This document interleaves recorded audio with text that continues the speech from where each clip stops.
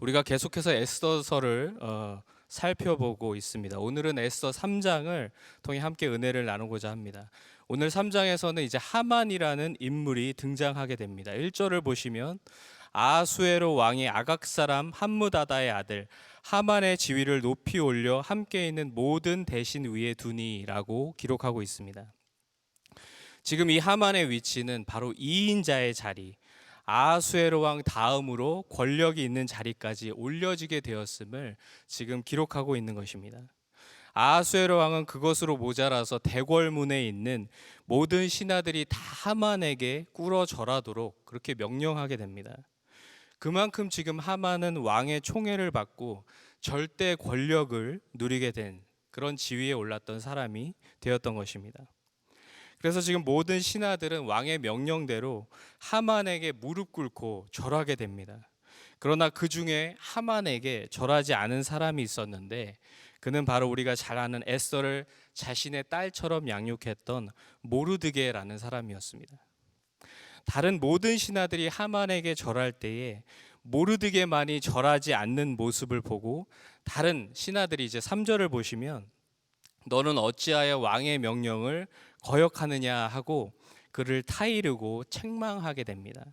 그러나 4절을 보시면 날마다 그렇게 권하는데도 모르드게는 듣지 아니하게 됩니다. 그리고 나서 왜 자신이 하만에게 절하지 않는지 그 이유를 그들에게 말하게 됩니다. 그 이유는 무엇이었습니까? 4절에 기록된 대로 자신은 유다인이기 때문에 하만에게 절할 수 없다라고 말하고 있는 것입니다. 그리고 그 말을 들은 왕의 신하들이 지금 그 사실을 하만에게 전하게 됩니다. 그러자 그 말을 들은 하만은 어떻게 반응하게 됩니까? 5절과 6절을 보시면 하만이 그 소식을 듣고 매우 노하더니 그가 모르드게뿐만이 아니라 그의 민족인 아직 그 페르시아 땅에 남아있는 모든 유다인들을 죽이고자 하게 됩니다. 이것은 마치 사탄의 마음과도 같은 그런 마음이었습니다. 자신이 하나님처럼 되고자 했던 사탄은 모세가 태어날 당시에 또한 예수님께서 태어날 당시에 이 세상의 공중 권세 잡은 자신의 왕권이 모세와 예수님의 어떤 그 구원 사역을 통해 빼앗기게 될 것을 알고 모든 산의 아이들을 다 죽이게 했던 것처럼 지금 하만은 자신의 권력에 취해서 교만해져서 마치 자신이 하나님처럼 되고자 하는 그런 마음에 이제 자신에게 절하지 않는 그런 모르드게에게 노하게 되었고 그것으로도 모자라서 그 유대 민족까지 다 멸하고자 했던 그런 반응을 보이게 되었던 것입니다. 이런 하만의 반응이 너무나도 악하고 사탄의 마음과 또 같았고 또한 교만했던 그런 행동이었지만 사실 알고 보면 모르드게의 행동도 옳지만은 않은 그런 행동이었습니다. 왜냐하면 그때 당시에 왕의 신하들의 그런 관리 체계에 있어서 자신보다 높은 관리에게는 절하는 것이 그때의 관례였는데 모르드게는 이를 지키지 않았던 것입니다.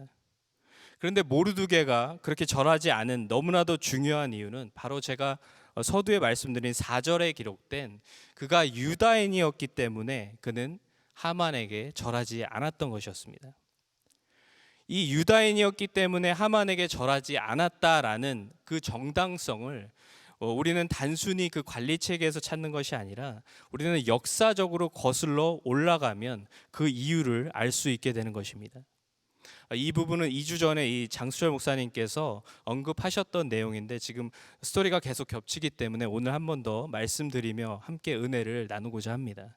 우선 1절에 보시면 하만에 대해서 어떻게 기록하고 있습니까? 어떤 출신이라고 기록하고 있습니까? 같이 한번 읽어보도록 하겠습니다. 시작. 그 후에 아하수에로 왕이 아각 사람 함무다다의 아들 하만이라고 기록하고 있습니다. 하만은 아각 사람이었는데 아각은 누구였습니까? 기억하실지 모르겠죠. 2주 전에 말씀하셨는데 아각이라는 이름이 성경에 처음 등장한 곳은 사무엘상 15장입니다. 사무엘상 15장을 보시면 하나님께서 사무엘 선지자를 통해서 사울 왕에게 명령하시게 됩니다. 너가 가서 지금 아말렉 족속을 치되 남녀노소를 불문하고 모든 사람을 다 죽여라. 그리고 가축까지도 다 죽여라라고 명령하시게 됩니다.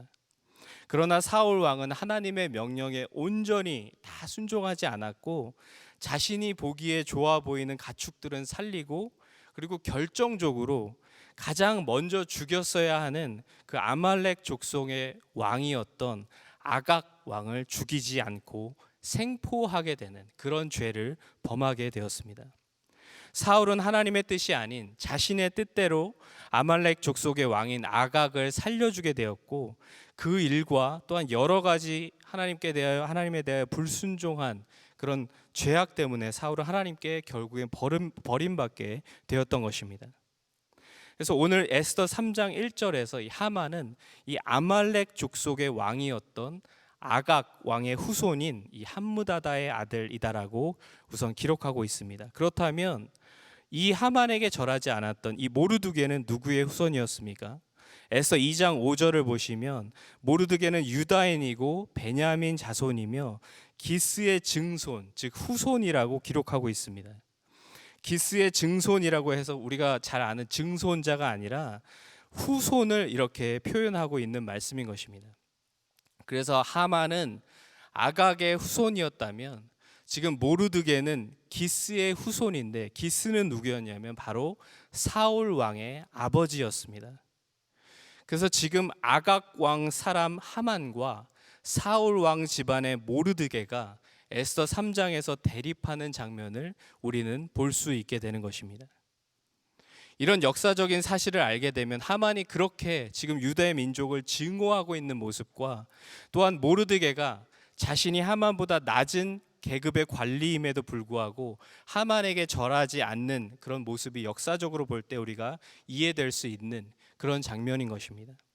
물론 모르드게가 하나님 한 분만을 섬기던 사람이었기 때문에 하만에게 절하지 않았다라는 사실도 맞는 말이지만 지금 이런 역사적인 배경으로 인해 절하지 않았음을 우리는 알 수 있게 되는 것입니다. 그리고 하만과 모르드게의 악연은 아각 왕과 사울 왕의 배경으로 끝나는 것이 아니라 역사적으로 볼 때 그 이전으로 거슬러 올라가도 우리는 그 악연을 찾아볼 수 있게 됩니다. 하나님께서 사울 왕에게 아말렉을 진멸하라고 말씀하셨던 이유는 아말렉이 이스라엘에게 범했던 죄악 때문이었습니다.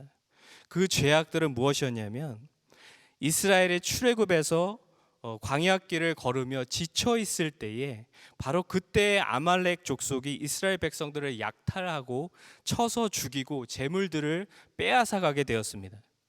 이때 하나님께서는 이스라엘 백성들에게 명령하십니다. 너희가 이 아말렉의 한 일들을 기억하라. 그리고 가나안 땅에 들어가거든 모든 아말렉 족속들을 다 멸하라고 명령하시게 되었습니다. 이것은 하나님께서 직접 하나님 자신을 대적해서 일어났던 세상의 사탄의 세력들과의 전쟁을 선포하시게 되었던 것이었습니다. 그래서 지금 이 하만과 모르드게의 대립은 단순히 어떤 페르시아의 이인자와 또한 그보다 밑에 있던 어떤 관리의 대립과 갈등이 아니라 하나님의 백성을 대적해서 일어났던 사탄의 세력과 하나님의 백성의 대립으로 우리는 알 수 있게 되는 것입니다.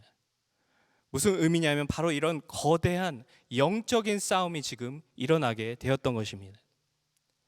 그래서 지금 하만은 자신들의 조상으로부터 이어져 내려온 하나님의 백성들과의 이 영적인 거대한 싸움에서 이 모르드게의 일을 계기로 하나님의 백성들인 이 유다 민족들을 아예 자신이 멸절해 버리라라는 그런 분노와 계획을, 사탄의 마음과 같은 그런 계획을 세우게 되었던 것입니다. 지금 말로 하면 하나님의 백성들과 이 세상의 사탄의 세력들과의 거대한 영적인 싸움으로 우리는 표현할 수 있는 것입니다. 사랑하는 성도 여러분, 지금 우리는 이 마지막 시대에 모든 문화와 이 세상의 법들과 과학과 삶의 많은 분야에서 하나님께 대항해서 바벨탑을 쌓아가는 그런 마지막 시대에 살아가고 있습니다. 법이라는 이유로, 인권이라는 이유로, 문화라는 이유로, 그런 이름으로 하나님을 대적하는 운동이 일어나서 우리로 하여금 그곳에 절하라라고 이 세상은 지금 말하고 있습니다. 점점 교회를 핍박해오고 마치 하만이 사탄의 생각으로 하나님의 백성들인 유대 민족을 말살해 버리려 했던 것처럼 사탄은 이 마지막 시대 하나님의 백성들인 우리들을 이런 세상의 우상들로 인해서 말살해 버리려고, 죽이려고 하고 있는 것입니다. 어쩌면 우리가 지금 알지 못하는 상황 가운데 우리는 하나님보다 세상의 우상들을 더 사랑해서 그 우상들에 마치 하만에게 절하는 것처럼 절하며 살아가고 있는지도 모르는 것입니다. 하나님께 예배드리는 그 시간보다 나의 즐거움과 행복과 나의 쾌락을 위해서, 가정의 행복이라는 이유로 세상의 우상들에 절하며 하나님께 예배드리지 못하는 삶을 살아가고 있는지 모르는 것입니다. 우리가 이 마지막 시대에 영적으로 정말 깨어있지 않고 정신 차리지 않으면 마귀가 우는 사자와 같이 집어삼킬 자를 찾아 돌아다닐 때에 넘어지고 깨어지고 그렇게 되고 마는 것입니다. 실패하고 마는 것입니다.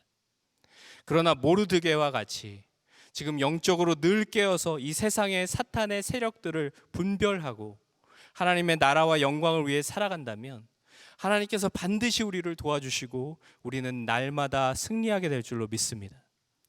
바알에게 무릎 꿇지 않은 7천 명의 하나님의 백성들이 지금도 남아 있는 것입니다. 그 사람들이 저와 여러분이 되시기를 주님의 이름으로 간절히 축원합니다. 또한 오늘 모르드게의 지금 이 모습을 통해서 우리가 배워야 할 또 다른 사실은 다수가 따른다고, 다수가 다 간다고 그것이 다 진리는 아니다라는 사실입니다. 지금 모르드게는 다른 신하들은 다 하만에게 절하는데 모르드게만이 그는 절하지 않고 그렇게 하지 않았습니다. 왜냐하면 자신은 유대인으로서 하나님의 백성이고 사탄의 세력에 절할 수 없었기 때문이었습니다. 절하는 행위 자체는 너무나도 쉬운 것입니다. 그저 무릎 꿇고 절하는 행동이면 되는 것입니다. 마음이 없어도 그렇게 할 수 있는 것입니다.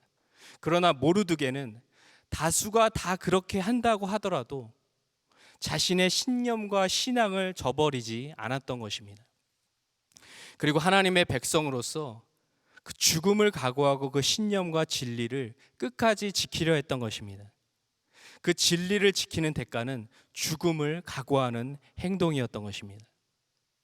로마서 10장 9절과 10절, 우리가 너무나도 잘 아는 말씀인데, 사람이 마음으로 주를 믿고 입으로 주는 나를 살리셨고 하나님의 아들이십니다 라고 시인하면 구원을 얻는다라는 이 말씀은 그때 당시에 단순히 편안한 상황에서 이 마음으로 믿고 주님을 입으로 시인하는 것이 아니라 초대교회 크리스천들이 핍박과 순교를 각오하고 사자굴에서 혹은 화형대 앞에서 죽음을 각오하고 그 앞에서 진리를 담대하게 선언할 때에 이루어지는 구원, 그 생명을 말씀하고 있는 그런 구절인 것입니다. 우리가 이 세상을 살아가면서 세상과 하나님 양다리를 걸치면서 하나님, 주님은 나의 주님이십니다, 하나님의 아들이십니다라는 그런 고백이 아니라 우리의 구원이란, 이 생명이란 바로 우리가 목숨을 걸고 이 세상과 타협하지 않고 지켜나가는 것이 바로 구원이요 생명인 줄로 믿습니다. 마지막 시대에 주님께서 예언하셨듯이 하나님의 백성들에게 핍박이 오고 진리를 부정하도록 만들고 예수가 아닌 나에게 절하면 살 것이다라는 환난의 시대가 올지라도, 혹은 세상의 우상들로 우리를 유혹할지라도 우리는 그 앞에서 담대하게 목숨 걸고 예수님만이 나의 구원자시오, 나의 주님이십니다라는 우리의 삶으로 고백을 해야 할 줄로 믿습니다. 모르드게는 바로 이 신앙의 정절을 끝까지 지켰던 사람이었습니다. 죽음 앞에서 담대하게 끝까지 진리를 붙들었던 하나님의 사람이었던 것입니다. 하나님께서는 지금 이 모르드게와 같은 사람을 찾고 계시는 것입니다. 저와 여러분이 이 모르드게처럼 진리 앞에서 담대하게 하나님의 영광을 드러내며 주님의 복음을 끝까지 전하시며 하나님의 영광을 드러내는 여러분의 복된 삶이 되시기를 주님의 이름으로 간절히 축원합니다.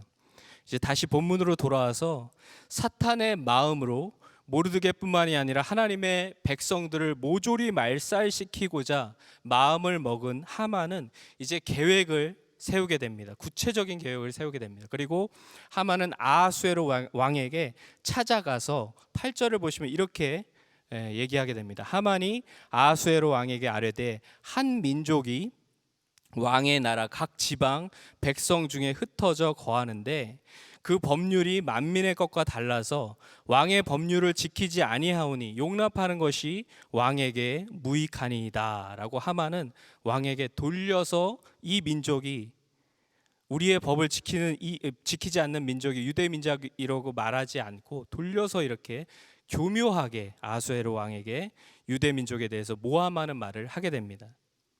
그런데 이 하만의 말에서 중요한 것은 바로 그 법률이 그 민족의 법률이 만민의 것과 달라서라는 말입니다. 하만은 알고 있었던 것입니다. 유대 민족은 오직 하나님만 섬기고 다른 우상들에 절하지 않는 민족임을 하만은 알고 있었기 때문에 지금 이렇게 모함하게 되었던 것입니다. 그런데 아이러니하게도 이 하만의 모함이 바로 정답의 말을 하고 있는 것이었습니다. 이 세상에는 여러 가지 법이 있는 것 같지만 결국에는 하나님의 법과 사탄의 법 두 가지로 나뉘어지게 되는 것입니다. 하나님의 백성으로서 하나님 왕 되신 삶을 살아가는 사람들은 예수 그리스도 안에 있는 생명의 법을 따라 살아가는 것이고, 그렇지 않은 사람들은 자신들은 부정할지 모르지만 그들은 사탄의 법, 사망의 법을 따르며 살아가게 되는 것입니다. 우리는 이 세상에 살아가지만 만민의 법과 다른 하나님의 법을 따르며 하나님의 법 안에서 생명의 삶을 살아가야 할 줄로 믿습니다. 이렇게 하만은 자신들의 법을 지키지 않는 그 민족에 대해서 모함하고 나서 9절에 보시면 왕이 옳게 여기시거든 조서를 내려 그들을 진멸하소서. 내가 은 1만 달란트를 왕의 일을 맡은 자의 손에 맡겨 왕의 금고에 드리리이다 라고 왕에게 뇌물까지 바치며 자신의 어떤 그런 악한 계획을 실현시키고자 합니다.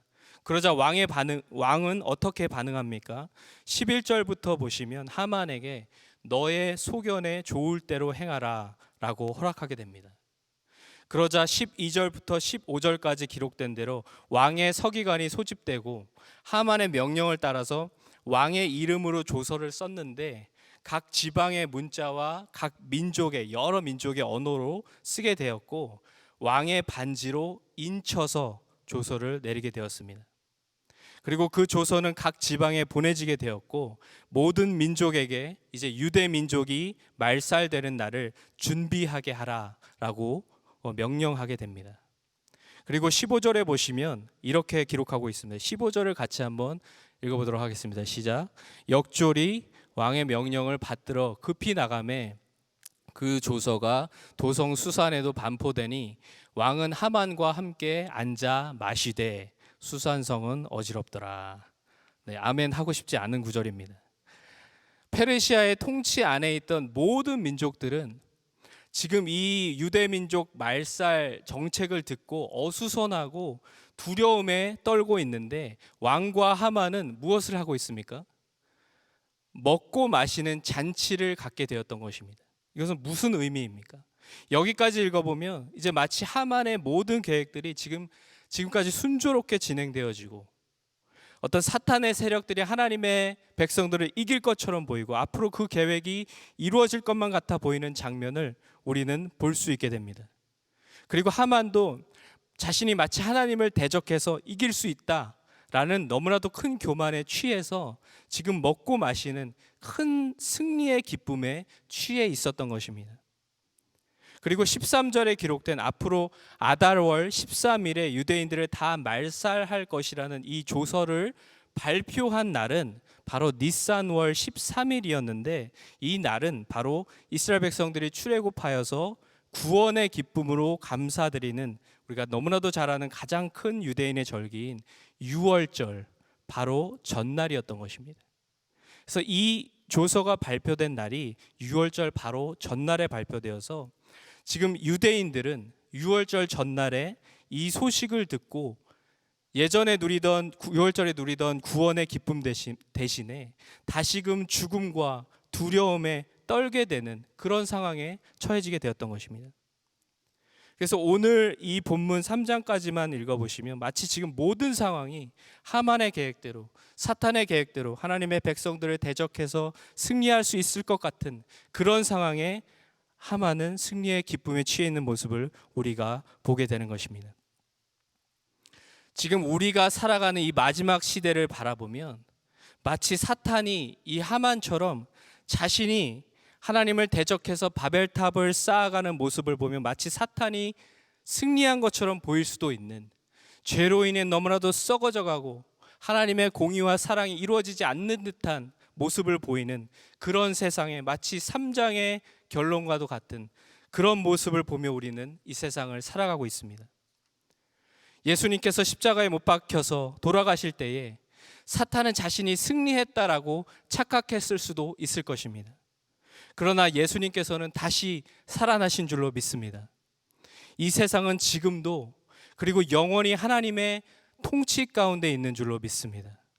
우리는 에스더서를 읽었기 때문에 이 하만의 계획이 결국에는 뒤에 가면 수포로 돌아가고 오히려 하만 자신이 그 죽음을 맞이하게 될 것을 알고 있습니다. 마찬가지로 우리는 하나님의 말씀인 이 성경 말씀을 통해서 이 세상의 마지막은, 지금 이 세상의 모습은 이럴지라도 결국엔 하나님의 나라가 이루어지며 사탄은 영원한 무적행으로 빠지게 될 것을 우리는 알고 있는 것입니다. 여러분 믿으십니까?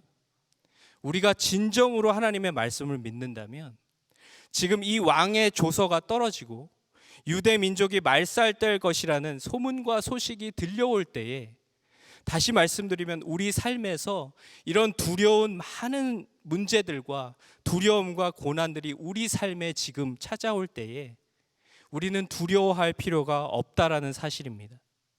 왜냐하면 하나님께서 모르드게에게 승리를 약속하신 것처럼 우리 삶에도 결국에는 승리를 약속하고 계셨고 영원한 생명을 지금도 약속하고 지키심을 우리가 믿기 때문인 줄로 믿습니다. 믿음의 눈을 들어 선하신 하나님을 바라보시기를 바랍니다. 코로나로 인해서 또한 삶의 여러 가지 하만의 계획과도 같은 두려운 문제들과 고난들 앞에서 우리가 좌절하고 두려워하고 낙심하는 것이 아니라 우리는 이 3장 이후에 나오는, 에스더서 3장 이후에 나오는 하나님의 승리를 우리가 알게 되는 것처럼 우리 삶의 다음 장에 나오는 하나님께서 약속하신 그 승리를 바라보며 우리는 다음 장에 기록된 우리의 죄악들을 우선 회개하는 그런 시간을 갖고 하나님을 끝까지 믿음으로 승리해야 하는 것입니다.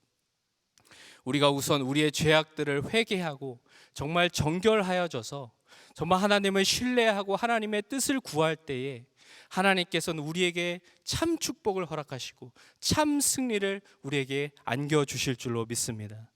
오늘 에스더 3장의 말씀을 통해서 정말 모르드게처럼 이 마지막 시대 이 세상의 우상들에 타협하지 않고 여러분의 생명을 다해 진리 되신 그 주님을 지키며 따르며 죽음 앞에서도 하나님께 영광 돌리는, 결국에는 승리를 허락하신 하나님을 믿음으로 바라보시며 오늘도 기쁨과 감사의 삶을 살아가시는 여러분의 복된 삶이 되시기를 주님의 이름으로 간절히 축원합니다.